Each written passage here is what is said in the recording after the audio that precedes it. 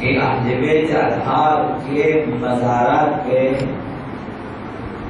ظلم کے پہاڑ اٹھائے اور وہ بھی وہابی تکفیری دہشت گردوں نے یہ سیاہ کریں گے، نہ صرف تشیع کے۔ ابھی چند جملے عرض کروں گا۔ نہ صرف انہوں نے اہل بیت کے 4 ائمہ اربعہ تشیع جو وہاں پر ہیں، ہمارے دوسرے امام، ہمارے جو ہیں چوتھے امام، 5ویں اور 6ٹھے امام جو وہاں دفن، صرف ان کے مزارات کو نہیں گرائے، سینکڑوں اصحاب پیغمبر کے مزارات کو زمین پوچھ کر دیا، خواب میں ملا دیا انہیں، اور امہات المؤمنین کے مزارات کو وہاں پہ شہید کیے ہیں، فرزندان پیغمبر کے حقوق کو وہاں شہید کیے ہیں۔ چند کے نام میں لے لوں گا، باقی تاریخ اس کی بہت طویل ہے، صرف تذکرے کے لیے کہ آپ کے ذہنوں میں رہے۔ اب پوری تاریخ اور پوری داستان یہاں ناممکن ہے کہ انسان بیان کرے، صرف اس لیے کہ اہل بیت اطہار کے دفتر میں درج ہو جائے کہ ہم نے تذکرہ کیا اور لوگوں تک منتقل کیا، لوگوں کے ذہنوں میں یہ باتیں ڈال دی کہ 8 شوال جو 1-2 دن اگر گزر چکے، ضرورت اس بات کی تھی۔ اور نہ صرف یہاں مکتب تشیع والے نادان ہیں، اہل سنت کے دل بھی یہی مسائل ہیں کہ ان کے بھی تمام مزارات ڈال دیے ہیں وہاں پہ،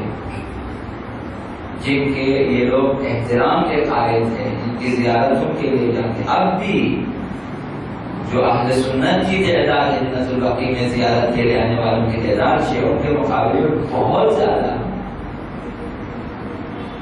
شیعوں کی تعداد وہاں بہت کم ہے،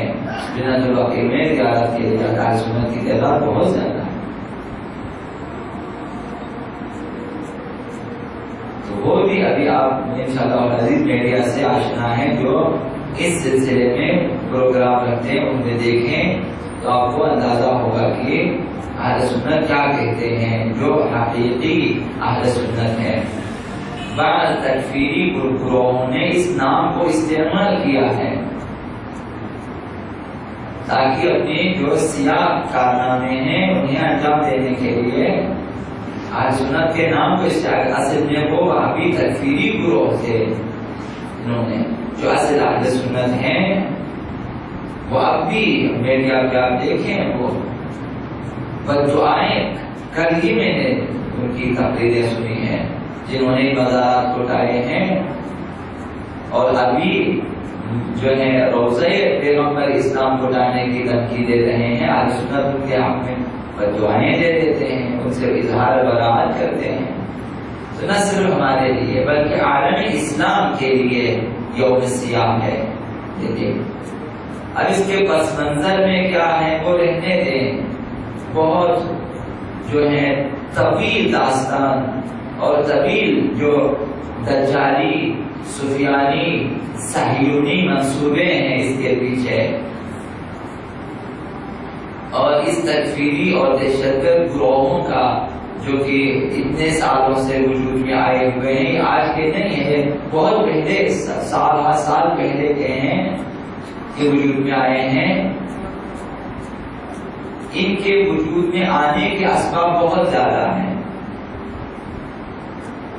اب بول رہے ہیں ہم صرف یہاں تذکرے کریں گے جنت البقیع میں حضرت رسول خدا صلی اللہ علیہ وآلہ وسلم کے اجداد دفن ہیں، امہات المؤمنین وہاں پہ دفن ہیں، اور جلیل القدر اصحاب دفن ہیں، اور تابعین وہاں پہ دفن ہیں، جنہوں نے اصحاب پیغمبر خود پیغمبر کو نہیں دیکھا لیکن اصحاب پیغمبر کو دیکھا، وہ تابعین کہلاتے ہیں۔ ان کے مزارات ہیں وہاں پہ، شہداء احد کے کچھ مزارات وہاں پر ہیں، شہداء کے جو ہیں قبور وہاں پر۔ تو آج شباب جہان اسلام کا امانگیز ترین دن ہے۔ آج سے 90 سال پہلے، آج سے 90 سال پہلے 1344 ہجری میں وہابی تکفیری دہشتگرد گروہ نے جنت البقیع کے تاریخی قبرستان کو منہدم کر دیا۔ اب اس تاریخی قبرستان میں کس قدر تاریخ ہیں وہ رہیں، آپ خود انشاءاللہ آشنا ہے، کتابوں سے یا میڈیا سے آشنا ہے، نیٹ سے آپ تمام چیزیں دیکھ سکتے ہیں، پڑھ سکتے ہیں ہر زبان میں۔ جنت البقیع کی تاریخ میں ابن بطوطہ نے کیا لکھا ہے، دوسرے سیاحوں نے کیا لکھا جنہوں نے وہاں پہ گئے ہیں، ایک ایک مزارات کے لکھے اور کس گنبدوں کا لکھا، حتیٰ ان کے دروازوں کا لکھا ہے کہ کس قدر گنبد، کس قدر دروازوں میں کس قدر نقش نگار تھے، یہاں تک بھی انہوں نے بیان کیا ہے۔ لہٰذا یہ دن تاریخ اسلام میں یوم الحرم سے معروف ہے، انہدام کا دن۔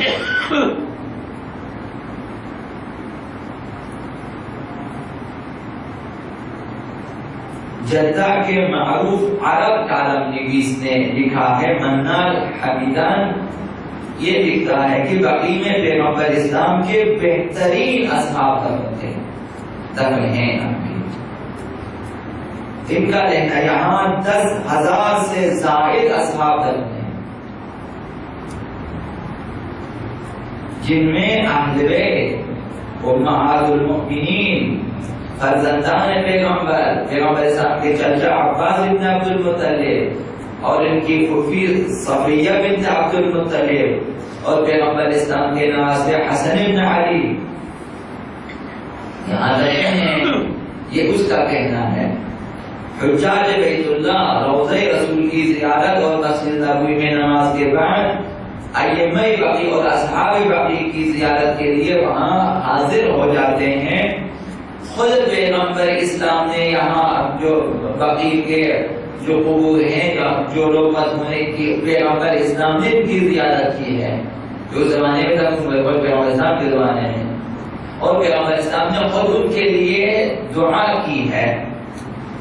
اب اس کے باوجود بھی دائیں ہیں، حقائق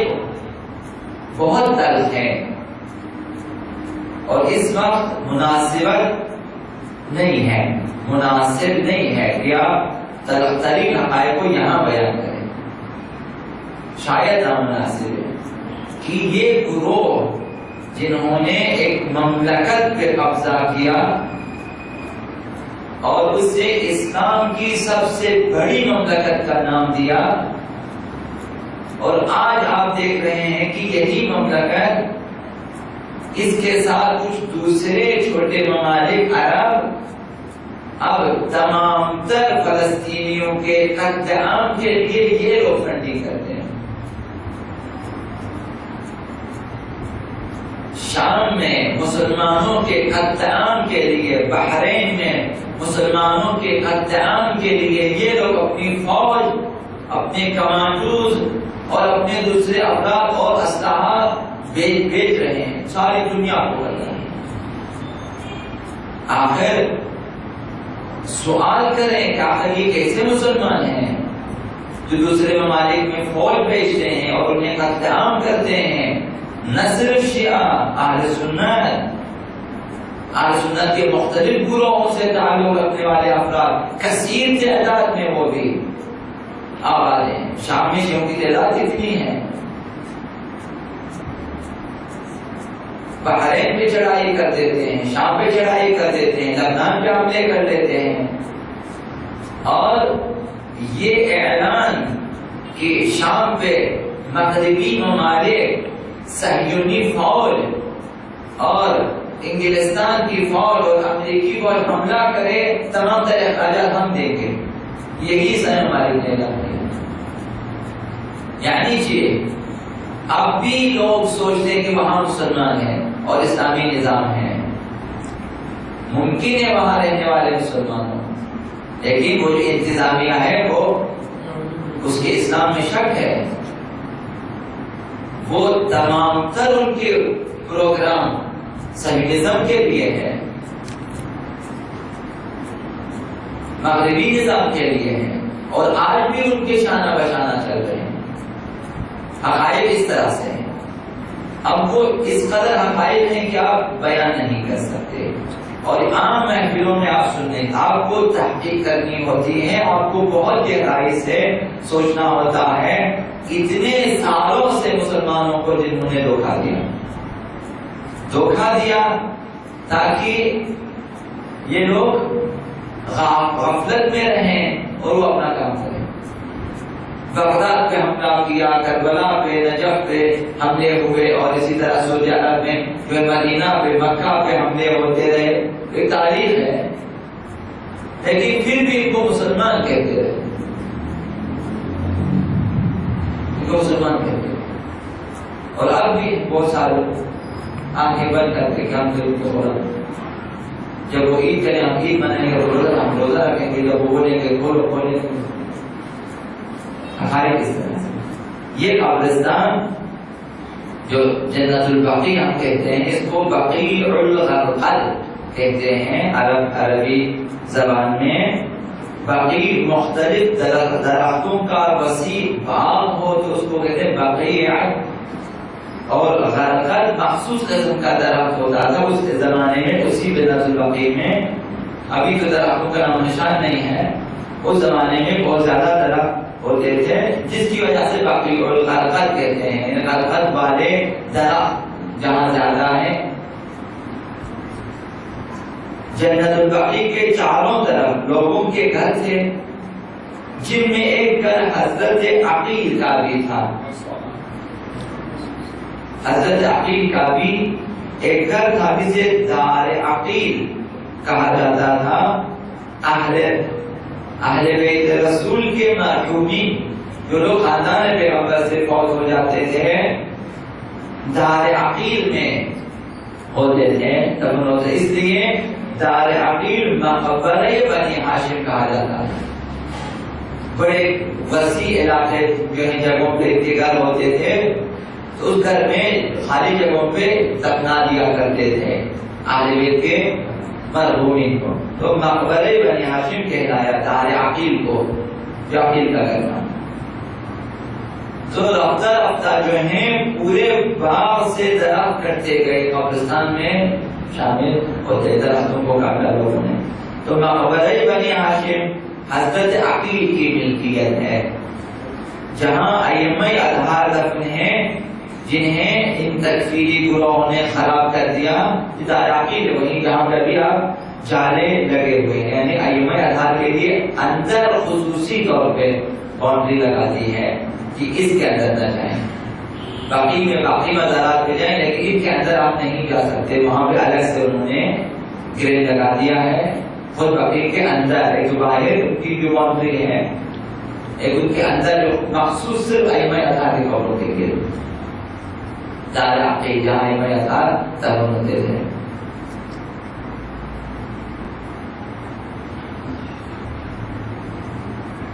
لہذا تاریخ کی تمام باتوں کے بیان کرنے سے قاصر، پھر بھی بہت کچھ بیان ہوگا۔ مدینے والے مسلمانوں کی آمد سے پہلے، مدینے والے جب تک مسلمانوں ہجرت کر کے نہیں آئے، مسلمانوں کی آمد سے پہلے مردوں کو 2 قبرستانوں میں دفناتے تھے، بنی حرام اور بنی سالم، 2 جگہیں تھی، وہاں دفن کرتے تھے۔ اس قبرستان میں اسلام کی اہم شخصیات دفن ہیں، ان میں سرور ائمہ اربعہ تشیع، ہمارے 4 معصوم امام وہاں پہ دفن ہیں۔ حضرت امام حسن المجتبی علیہ السلام اور حضرت آبا امام زین العابدین علیہ السلام اور حضرت آبا امام محمد باقر علیہ السلام اور حضرت آبا امام جعفر الصادق علیہ السلام، یہ 4 ائمہ دفن ہیں، اسلامی شخصیات ہیں، تاریخی شخصیات ہیں، پیغمبر اسلام کے قریبی ترین شخصیات، جن کے بارے میں سینکڑوں پیغمبر اسلام کی حدیثیں، جن کے فضائل درج ہیں۔ علامہ سید محمد امین لکھتے ہیں کہ بقیع میں پیغمبر اسلام کے چچا عباس ابن عبد المطلب دفن ہیں، حضرت عباس۔ ابن عبد المطلب، اور پیغمبر اسلام کے والد عبداللہ بن عبد المطلب دفن ہیں، اور امہات المؤمنین دفن ہیں، بہت سارے امہات، ساری امہات ہیں وہاں، کافی امہات ہیں، اور عثمان بن عفان یہ بھی دفن ہیں۔ یہ اب اسے بعد میں شامل کیا گیا ہے، اس کی ایک تاریخ ہے۔ اور اسماعیل بن جعفر حضرت امام صلی اللہ علیہ وسلم کے فرزند دفن ہیں، اور مالکی پیشوا امام ابو عبداللہ مالک بن انس وہ بھی دفن ہیں، جن کی قبور کو بھی انہی گروہ نے خراب کر دیا۔ اب وہ جو خلیفہ سوم ہیں عثمان بن عفان جب قتل ہوئے تو اس زمانے کے مسلمانوں نے چونکہ بلوا کیا ان کے اوپر تو قتل ہوئے۔ اس قتل میں جب انہیں بقیع میں لانے کی کوشش کی تو مسلمانوں نے دفن نہ دیا، تو بقیع سے متصل باہر مشرقی حصے میں حشر کوکب نامی ایک جگہ ہے، یہ ایک عیسائی کا نام ہے، اس کی جگہ تھی، وہاں پہ دفن کر دیا گیا۔ اب جب معاویہ کے زمانے میں مروان جو ہے مدینے کا والی بنا، گورنر، اس نے حشر کوکب اور بقیع کے درمیان دیوار تھی باؤنڈری، اس کو گرا دیا، گرا کر اس خبر کو بھی اس میں شامل کر دیا، اور قبر کا جو پتھر ہے اس کے اوپر ابھی بھی جو رکھا ہوا پتھر ہے بہت متبرک پتھر ہے۔